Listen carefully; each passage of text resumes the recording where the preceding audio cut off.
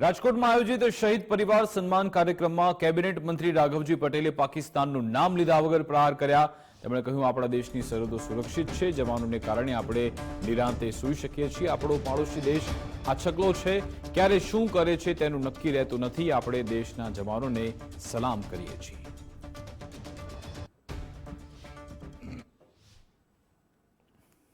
આપણા દેશની સરહદોનું રક્ષણ કરતા વીર સૈનિકો કે જેઓ આપણા માટે જાનના જોખમે આ ફરજ બજાવે છે અને એના પરિણામે જ આપણે ચેનથી સૂઈ શકીએ છીએ, કારણ કે આપણા પાડોશીઓ એવા અળવિતરા છે કે જરીકે આપણે જો ભૂલ કરી જાય તો ગમે ત્યારે આપણને નુકસાન કરી બેસે।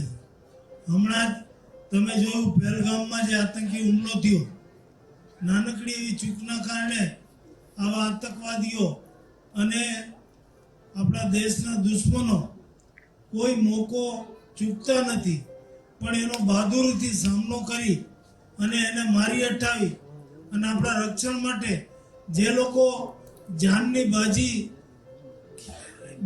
જાન અર્પણ કરે છે અને જેના પરિણામે આપણે સુરક્ષિત રહીએ છીએ, એવા શહીદોને આપણે સન્માનમાં જોઈ, એના પરિવારજનોને આપણે હિંમત અને હૂંફ આપવી જોઈએ અને શક્ય એટલી સહાય પણ કરવી જોઈએ।